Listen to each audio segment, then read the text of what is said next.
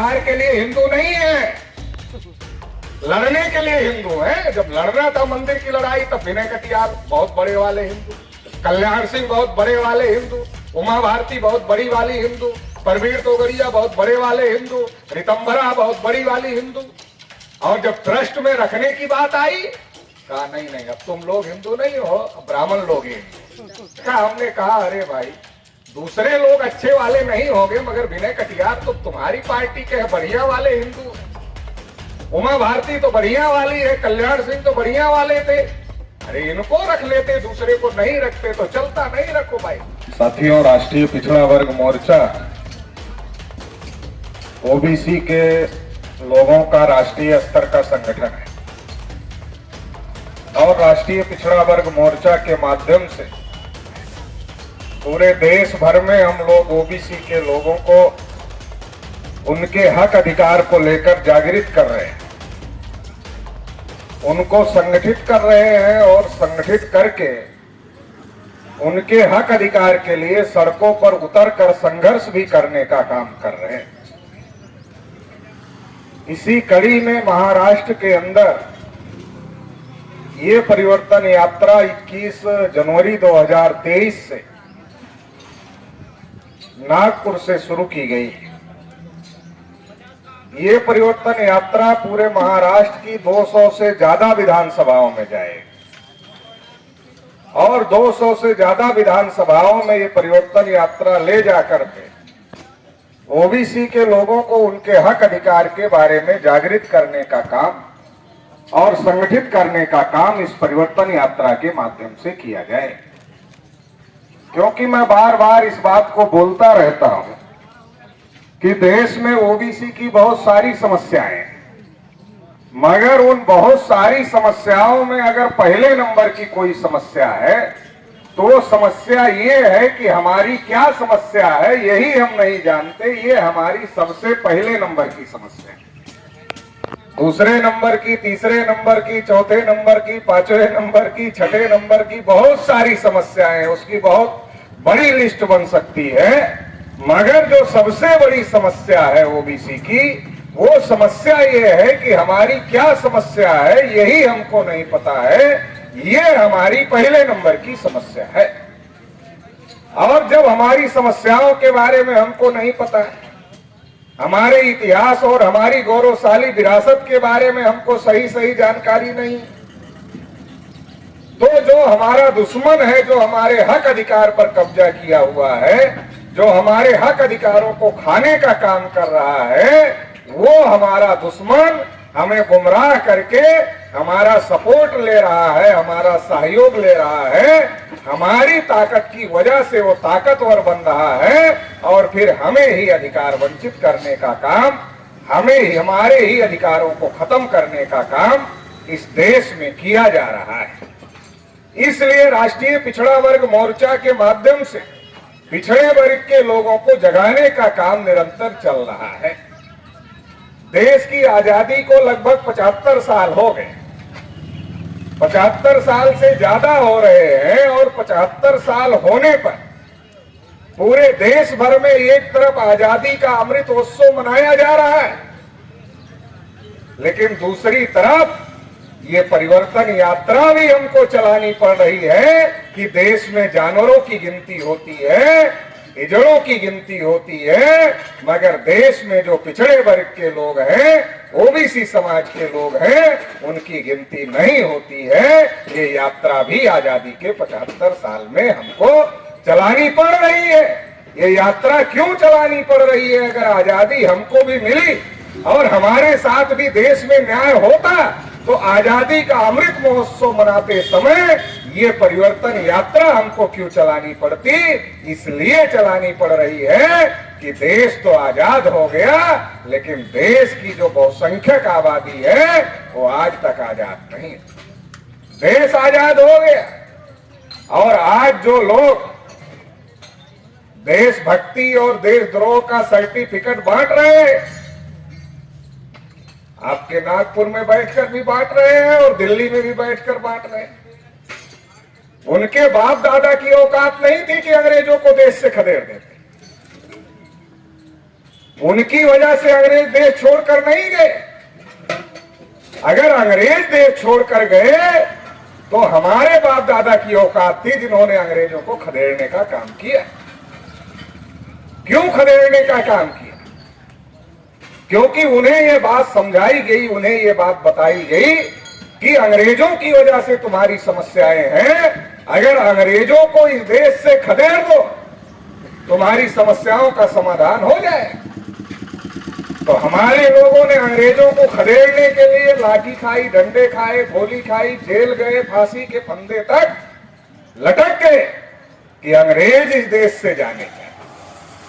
क्यों? क्योंकि अंग्रेज जाएंगे तो हमारी समस्याओं का समाधान हो जाएगा। मगर अंग्रेजों के गए हुए 75 साल हो गए और 75 साल की आजादी में हमारी गिनती तक नहीं हुई समस्याओं का समाधान होना तो बहुत दूर की बात है, हमारी गिनती तक नहीं। जब आजादी के 75 साल में हमारी गिनती तक नहीं हो रही है तो हम ओबीसी के लोग इस बात को सोचने और समझने के लिए मजबूर हो गए कि आखिर क्या कारण है। जब देश आजाद हो गया तो हम लोगों को अधिकार क्यों नहीं मिल रहे हैं, हमको हमारा हक क्यों नहीं मिल रहा है। जब इस बात को सोचने के लिए हम मजबूर हुए, इस बात की जानकारी किया गया कि अरे भाई अंग्रेजों के गए तो 75 साल हो गए। जब अंग्रेजों के गए 75 साल हो गए, वो कौन सी ताकत है, वो कौन से लोग हैं जो अंग्रेजों के जाने के बाद भी हम लोगों को हमारे ही देश में अधिकार वंचित रखना चाहते हैं, गुलाम बनाकर रखना चाहते हैं। जब ये जानकारी निकाली गई तो बड़ी ही खतरनाक जानकारी सामने आई। जब ये जानकारी निकाली गई तो बड़ी खतरनाक जानकारी सामने आ गई।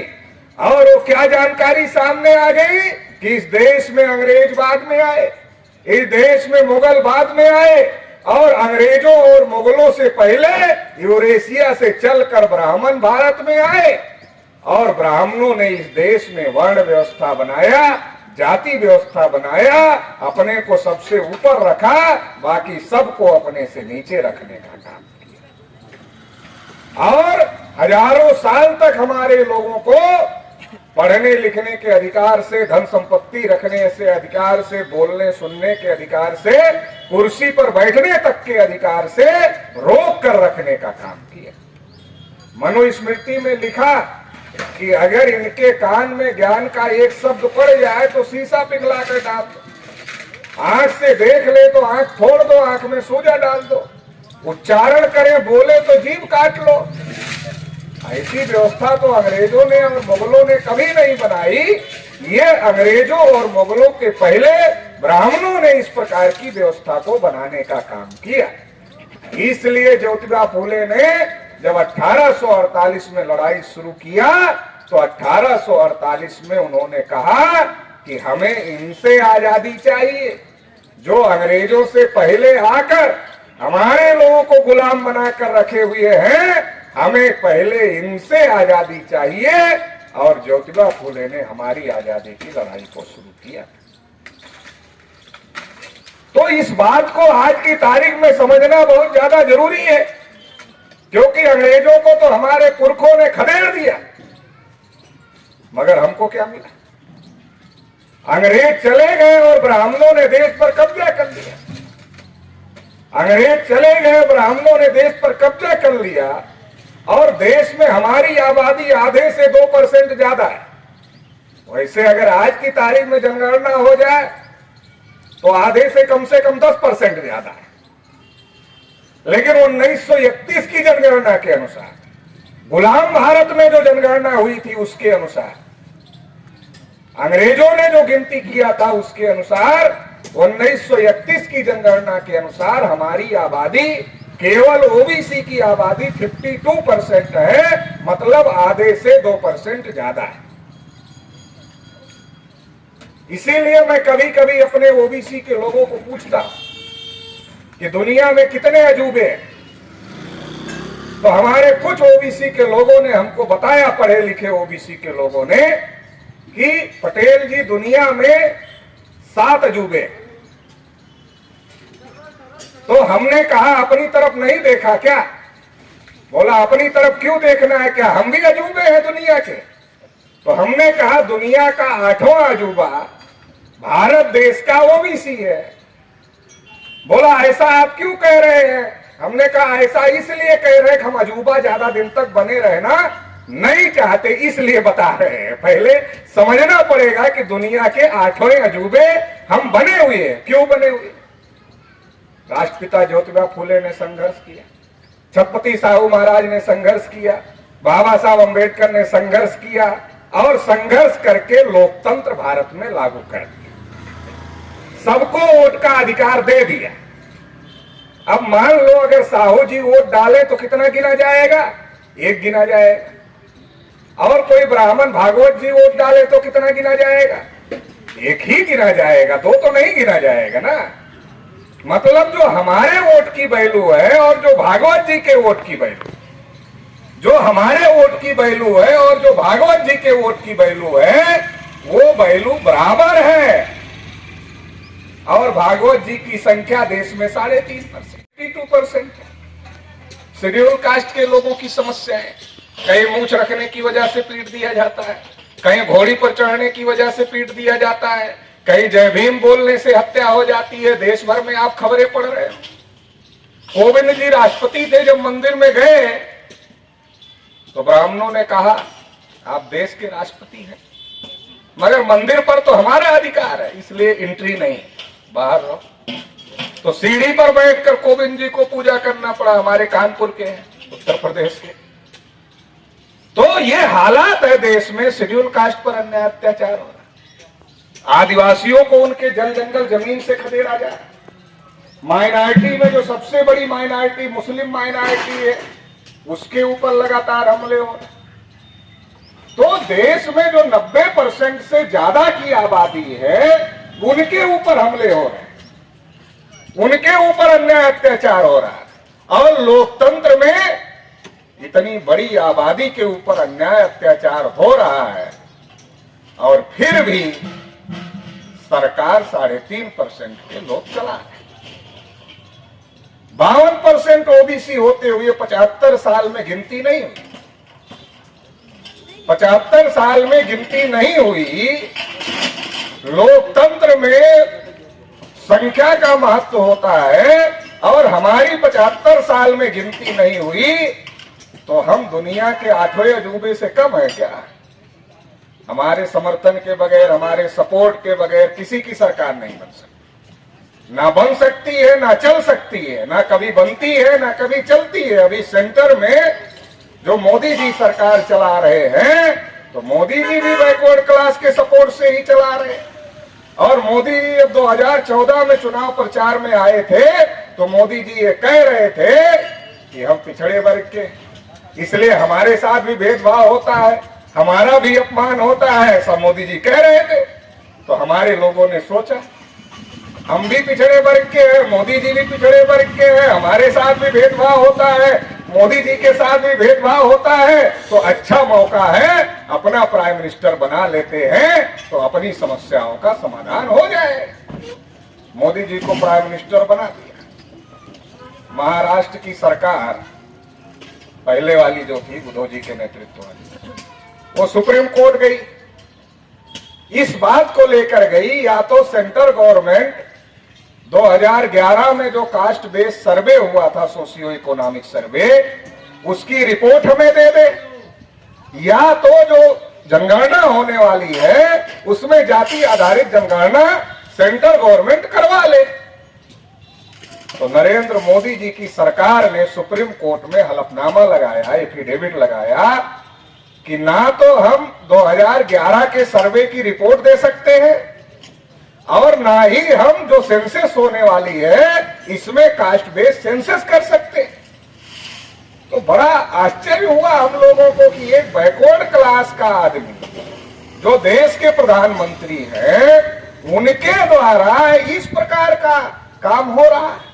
ये स्वाभाविक नहीं लग रहा है, क्योंकि अगर आप मूर्ख से मूर्ख आदमी के हाथ में कुल्हाड़ी दे दो और कहो कि अपने पैर पर कुल्हाड़ी मार लो, तो महामूर्ख आदमी भी कहता है मूर्ख महामूर्ख मैं मानता हूं, लेकिन इतना बड़ा मूर्ख नहीं हो कि अपना पैर अपने ही हाथ से काट लोगा, इतना बड़ा मूर्ख भी नहीं हूं। तो मूर्ख से मूर्ख आदमी भी अपने पैर से, अपने हाथ से अपने पैर पर कुल्हाड़ी नहीं चलाता है। तो मोदी जी तो देश के प्रधानमंत्री हैं, उनको तो मूर्ख कहा नहीं जा सकता। देश के प्रधानमंत्री हैं, तो इसका मतलब यह है कि एक ओबीसी का व्यक्ति ओबीसी की गिनती नहीं कर रहा है, उसको तो कोई नुकसान नहीं है ओबीसी की गिनती कर। ओबीसी का फायदा हो जाए किसी ओबीसी को क्या नुकसान है? इसका मतलब यह है कोई और ताकत है, कोई और शक्ति है जो ऐसा करने से रोक रही है। वो ताकत और शक्ति है आरएसएस के ब्राह्मणों की। आरएसएस के ब्राह्मणों द्वारा मोदी जी को ओबीसी के समर्थन में फैसले लेने से रोका जाता है। क्यों? क्योंकि एक्चुअल सरकार आरएसएस के लोग चला रहे। इसलिए मैं कहता हूं मोदी जी मुख नहीं मुखौटा है। एक मुख होता है, एक मुखौटा होता है। अब बैकवर्डों का वोट लेना है तो मुखौटा तो बैकवर्डों का लगाना पड़ेगा, चेहरा तो बैकवर्ड का दिखाना पड़ेगा।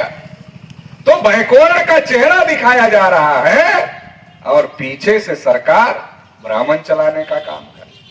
सामने चेहरा बैकवर्ड का, बैकवर्ड को देखकर वोट दे, और सरकार चलाने का काम पीछे से आरएसएस के ब्राह्मण कर रहे हैं। तो ये षड्यंत्र देश में चल रहा है, इसलिए ओबीसी की गिनती नहीं हो रही। इसलिए 10% रिजर्वेशन दे दिया गया इसी सरकार द्वारा संविधान संशोधन करके। उसके लिए कोई दिक्कत नहीं। मगर ओबीसी के लोग लंबे समय से कह रहे हैं हमें संख्या के अनुपात में रिजर्वेशन दे दो। तो क्या कहा जा रहा है? सुप्रीम कोर्ट ने कहा है 50% से ज्यादा रिजर्वेशन नहीं हो सकता। तो ये 10% कहां से हो गया 50% से ज्यादा? जब सुप्रीम कोर्ट ने कहा कि 50% से ज्यादा रिजर्वेशन नहीं हो सकता, तो ये 10% कहां से हो गया 50% से ज्यादा? और सुप्रीम कोर्ट ने भी 10% ईडब्ल्यूएस आरक्षण को मान्यता दे दी है। तो हमने कहा चलो दे दिया तो दे दिया, ठीक है। अब तो 50% की सीमा खत्म हो गई ना। अब तो 52% को कम से कम 52% लागू करो। मगर ये सरकार लागू नहीं कर सकती है, नहीं कर रही है। लेकिन जिनका 80% के लगभग पहले से ही क्लास 1 क्लास 2 की सर्विसेज में कब्जा है, भारत सरकार के कार्मिक मंत्रालय की रिपोर्ट है 79.2%, मतलब लगभग 80% क्लास 1 क्लास 2 की नौकरियों पर ब्राह्मण और तत्सम ऊंची जाति के लोगों का कब्जा है। जिनका पहले से 80% के लगभग कब्जा है, उनको 10% और दिया गया। मतलब जिनका ओवर रिप्रेजेंटेशन है, ओवर वाले को और ओवर दिया जा रहा है, और जिनका नहीं है उनको नहीं दिया जा रहा है। जिनका ओवर है उसको और ओवर दिया जा रहा है। ये इस बात का सबूत है सरकार कौन चला रहा है। सरकार मोदी जी चला रहे हैं कि सरकार भागवत जी चला रहे हैं, ये इस बात का सबूत है कि सरकार कौन चला रहा है। जब हम लोगों ने इस मुद्दे को लगातार उठाया कि सरकार दूसरे लोग चला रहे हैं, आरएसएस के लोग चला रहे हैं, तो भागवत जी का बयान आया और भागवत जी ने कहा हम सरकार के डे टू डे के काम में हस्तक्षेप नहीं करते। कहा हम सरकार के डे टू डे के काम में हस्तक्षेप नहीं करते। इसका एक और मतलब निकलता है कभी कभी हस्तक्षेप करते। रोज रोज हम सरकार चलाने नहीं जाते। भागवत जी का ये कहने का मतलब था हम रोज रोज सरकार चलाने नहीं जाते, लेकिन कभी कभी जब नीतिगत फैसले करने होते हैं तो जरूर हस्तक्षेप करते हैं। तो जब जाति आधारित जनगणना का फैसला करना है, ओबीसी के आरक्षण का फैसला करना है, एससी एसटी के आरक्षण का फैसला करना है, तब जरूर हस्तक्षेप करने का काम करते हैं। रोज रोज हस्तक्षेप करने का काम नहीं करते हैं। तो साथियों, ये देश की परिस्थितियां हैं। देश की बहुसंख्यक आबादी को अधिकार वंचित किया जा रहा है। इसलिए इसके बारे में जागृत होने की जरूरत है, संगठित होने की जरूरत है। ब्राह्मण लोग जाति आधारित जनगणना क्यों नहीं करना चाहते? उनको क्यों डर लग रहा? क्योंकि उनको लगता है, अभी तो हम कह देते हैं, ओबीसी की बस्ती में आते हैं पंडित जी लोग, तो क्या कहते हैं? तुम भी हिंदू, हम भी हिंदू, गर्व से कहो हम हिंदू। और एक एक मुसलमान 14-14 बच्चे पैदा कर रहे हैं। देश पर मुसलमानों का कब्जा हो जाएगा, इसलिए सारे हिंदू इकट्ठा हो जाओ। ओबीसी के लोग बहुत सतर्क हो जाते हैं। अच्छा, देश पर मुसलमानों का कब्जा होने वाला है? बिल्कुल नहीं होने देना। हम भागवत जी, हम आपके साथ में हैं, बिल्कुल भी नहीं होने देना है। तो हिंदू के नाम पर तुम्हारा वोट तो ले लिया। 3 समय हम बहुत बड़े वाले हिंदू होते हैं। वोट देना हो तो हमसे बड़ा हिंदू कोई होता नहीं, ओबीसी से बड़ा। अगर चंदा देना है तो फिर हम बहुत बड़े वाले हिंदू होते हैं। और अगर मुसलमान से लड़ना है तब तो हम ही हिंदू होते। तब तो भागवत जी 3 किलोमीटर पीछे रहते हैं लड़ाई में, वो हम ही को आगे करते हैं। अरे देखो, तो ये जो हमको हिंदू के नाम पर इस्तेमाल किया जा रहा है, हिंदू के नाम पर लड़ाई हमसे लड़वाई जा रही है, और मलाई भागवत दिखा रहे हैं ब्राह्मण लोग का। लड़ाई हमसे लड़वाई जा रही है हिंदू के नाम की, और मलाई भागवत जी खा रहे। 90-92 में जब मामला आया ओबीसी के आरक्षण का, जब लड़ाई चल रही थी, मंडल कमीशन लागू करो वरना कुर्सी खाली करो, जब ये लड़ाई चल रही थी, तो आरएसएस के लोगों ने साजिश किया कि मंडल की बात ओबीसी तक अगर पहुंच गई तो ओबीसी ब्राह्मणों के हाथ से निकल जाएगी। पहुंचनी नहीं चाहिए, पहुंचनी नहीं चाहिए। तो उन्होंने क्या किया? कहा रामलला हम आएंगे, मंदिर वही बनाएंगे। आडवाणी जी ने रथ यात्रा निकाला। विनय कटियार, कल्याण सिंह, उमा भारती, परवीर तोगड़िया जैसे तमाम नेताओं को आगे किया। जो बैकवर्ड क्लास के हैं, ओबीसी के, उनको आगे किया। विनय कटियार अयोध्या के, उनको पूछा गया, अरे आरक्षण का क्या होगा? आप कह रहे हो रामलला हम आएंगे, मंदिर वही बनाएंगे, आरक्षण का क्या होगा? तो विनय कटियार ने कहा डंडे के दम पर आरक्षण ले लें। आज विनय कटियार भी गायब है, उनका डंडा भी गायब है।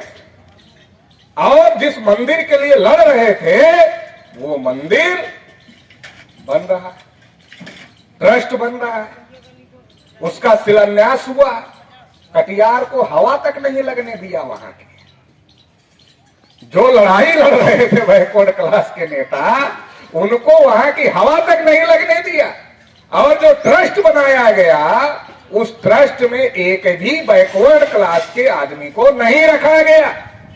अधिकार के लिए हिंदू नहीं है, लड़ने के लिए हिंदू है। जब लड़ना था मंदिर की लड़ाई, तब विनय कटियार बहुत बड़े वाले हिंदू, कल्याण सिंह बहुत बड़े वाले हिंदू, उमा भारती बहुत बड़ी वाली हिंदू, परवीर तोगड़िया बहुत बड़े वाले हिंदू, रितंभरा बहुत बड़ी वाली हिंदू।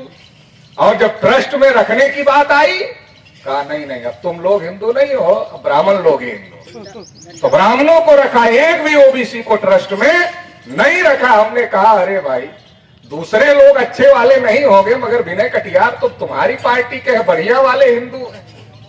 उमा भारती तो बढ़िया वाली है, कल्याण सिंह तो बढ़िया वाले थे। अरे इनको रख लेते, दूसरे को नहीं रखते तो चलता। नहीं रखो भाई, मगर जो तुम्हारे ही पार्टी के हैं, जो लड़ाई लड़ रहे थे, कम से कम उनको रख लेते। तो पिछड़े वर्ग का इस्तेमाल करो और फेंक दो, ओबीसी के लोगों का इस्तेमाल करो और फेंक दो। ये साजिश देश में चल रही है, हमारे दम पर सरकार बनाई जा रही है और हमारे खिलाफ ही सारा का सारा षड्यंत्र देश में किया जा रहा है। इसलिए ये परिवर्तन यात्रा हम लोग चला रहे हैं कि ओबीसी के लोगों के साथ जो षड्यंत्र हो रहा है उसके बारे में जागृत किया जाए। ओबीसी को संख्या के अनुपात में हिस्सा मिलना चाहिए, ओबीसी की गिनती होनी चाहिए, इसके लिए यात्रा चला रहे। इसके साथ ही साथ किसान लंबे समय तक दिल्ली के बॉर्डर पर बैठे हुए थे और किसानों का सरकार के साथ समझौता हुआ। क्या समझौता हुआ? हम एमएसपी गारंटी कानून लागू करें। आज तक लागू नहीं किया। आप जिस कुर्सी पर बैठे हो, आप जब इसको मार्केट में खरीदने जाते हो तो आप तय करते हो इसको कितने में खरीदोगे, या जिसने बनाया इसको उसने तय कर दिया है कितने में लोग खरीदेंगे? निश्चित रूप से जिसने बनाया फैक्ट्री मालिक ने उसका रेट भी तय कर दिया। मैं माइक पर बोल रहा हूं तो माइक जिसने बनाया उसने इसका रेट तय कर दिया। गाड़ी से चल रहा हूं तो गाड़ी जिसने बनाया उसने रेट उसका निर्धारित कर दिया। किसान फसल पैदा करता है। आज तक किसान को अपनी फसल का मूल्य रखने का अधिकार मिला आजादी के 75 साल में। क्या किसान आजादी की लड़ाई में शामिल नहीं थे? किसानों के सबसे बड़े नेता सरदार वल्लभ भाई पटेल आजादी की लड़ाई में बहुत बड़ा योगदान उन्होंने दिया। और गांधी जी ने कहा अगर मुझे सरदार वल्लभ भाई पटेल नहीं मिलते तो मैं सफल नहीं होता।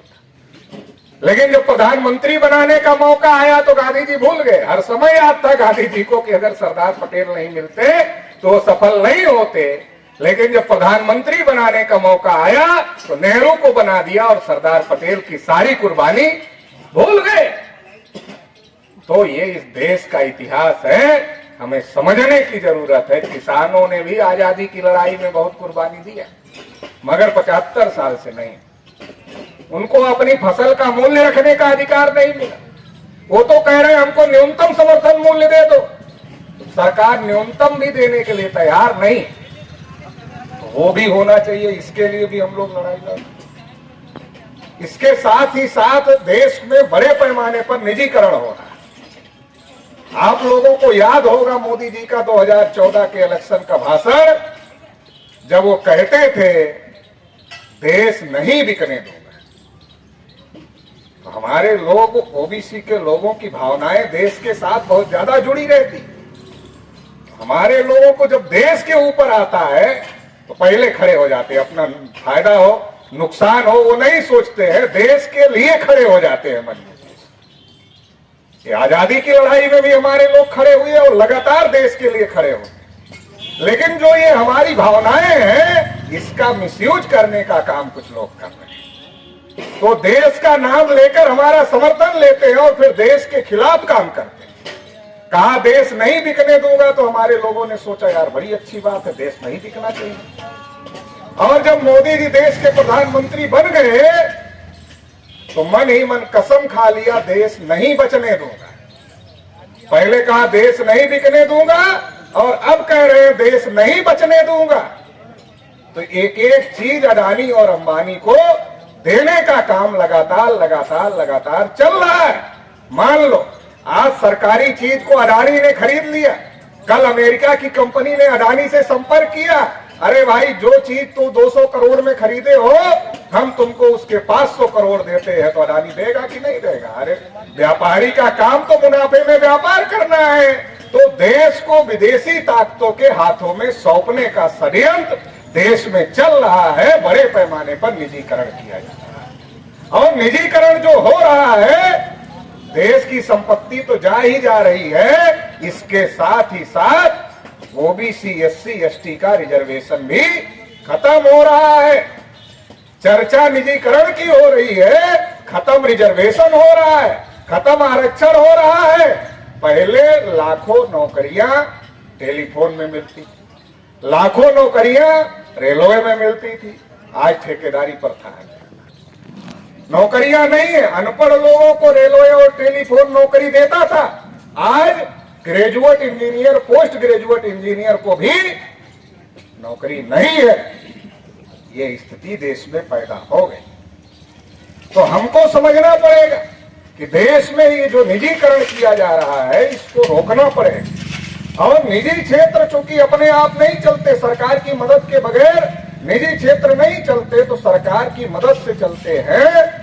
तो सरकार उनको बढ़ाती है तो सरकार के पास पैसा कहां से आता है? पब्लिक पैसा देती है सरकार को। इसका मतलब पूंजीपतियों को आगे बढ़ाने में पब्लिक का पैसा लगाया जा रहा है। अगर पूंजीपतियों को आगे बढ़ाने में पब्लिक के टैक्स का पैसा लगाया जा रहा है, सरकार का पैसा लगाया जा रहा है, तो जो सरकारी योजना है रिजर्वेशन की उसका इम्प्लीमेंटेशन पूंजीपतियों के यहाँ निजी क्षेत्र में भी होना चाहिए। ये मुद्दा लेकर के भी हम लोग ये परिवर्तन यात्रा चलाने का काम करते हैं। इसके साथ ही साथ साथियों, बड़ा आश्चर्य होता है कि देश में जिसकी आबादी 85 से 90% से ज्यादा है, वो लोग इस देश में अधिकार वंचित, उन लोगों के साथ अन्याय अत्याचार होता है। और जो कम संख्या वाले लोग हैं, उनको डर भी नहीं लगता कि अगले इलेक्शन में हमको हरा देंगे। ये डर क्यों खत्म हो गया? ये डर क्यों नहीं लग रहा है? ये डर इसलिए नहीं लग रहा है कि उनको लगता है अरे तुम नाराज हो जाओगे तो नाराज रहो, नाराज हो जाओगे तो ज्यादा से ज्यादा क्या कर लोगे, वो लोग सोचते हैं। सरकार जो चला रहे वो लोग सोचते हैं चलो तुम नाराज हो जाओगे तो ज्यादा से ज्यादा क्या कर लोगे, तो ज्यादा से ज्यादा हमको वोट नहीं डालोगे, इससे ज्यादा क्या कर लोगे। तो तुम्हारी मर्जी, जिसको वोट डालना है डाल देना, मगर हम ईवीएम से तुम्हारा वोट ले लेंगे। तुम्हारी मर्जी, जिसको वोट डालना है डाल देना, मगर हम ईवीएम से तुम्हारा वोट ले लेंगे। तो ईवीएम में घोटाला चल रहा है। सुप्रीम कोर्ट ने 8 अक्टूबर 2013 को अपने फैसले में कहा कि केवल ईवीएम से फ्री, फेयर, ट्रांसपेरेंट चुनाव नहीं कराए जा सकते हैं, स्वतंत्र, निष्पक्ष, पारदर्शी चुनाव नहीं कराए जा सकते हैं केवल ईवीएम से। इसलिए सुप्रीम कोर्ट ने कहा ईवीएम के साथ पेपर ट्रेल मशीन लगाओ, और कोई विवाद होता है तो पेपर ट्रेल से जो कागजी मतपत्र निकलते हैं उसकी रिकाउंटिंग करो, 100% रिकाउंटिंग करो। मगर वो पेपर ट्रेल ही लगाने के लिए तैयार नहीं थे।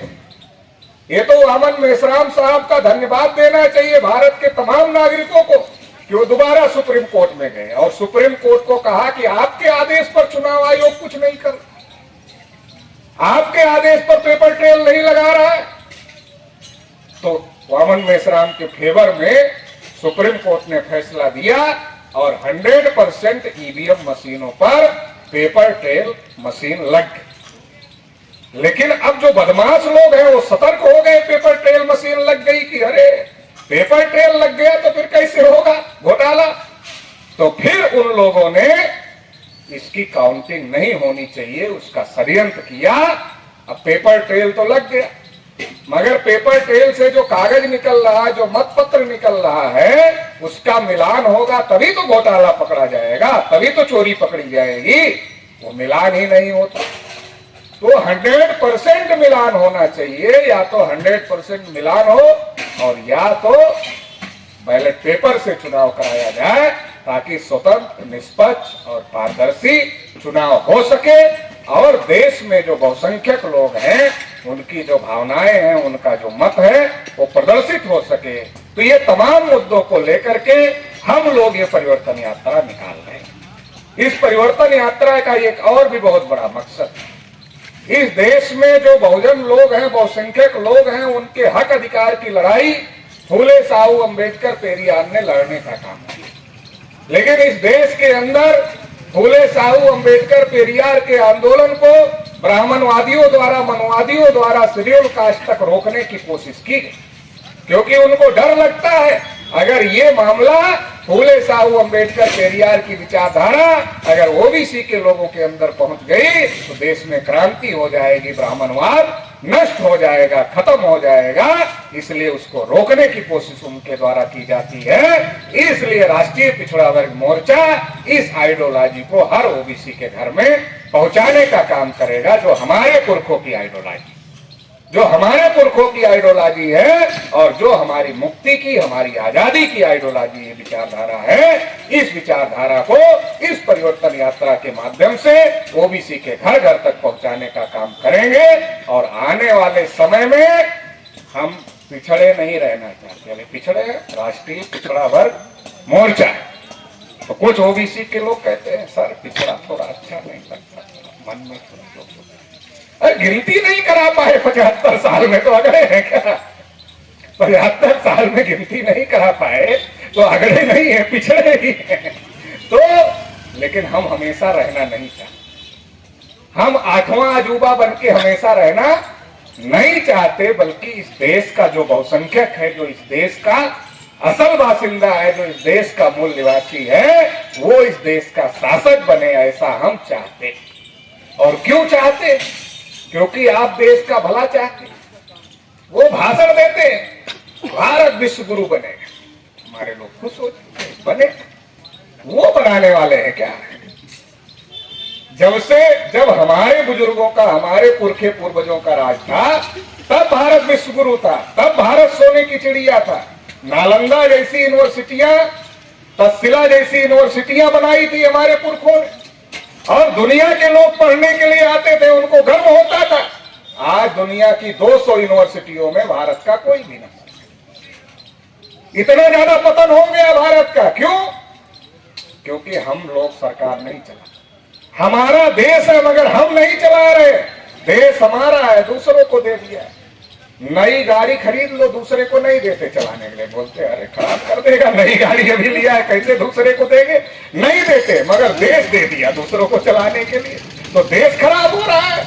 इसलिए देश की बागडोर अपने हाथ में लेना होगा।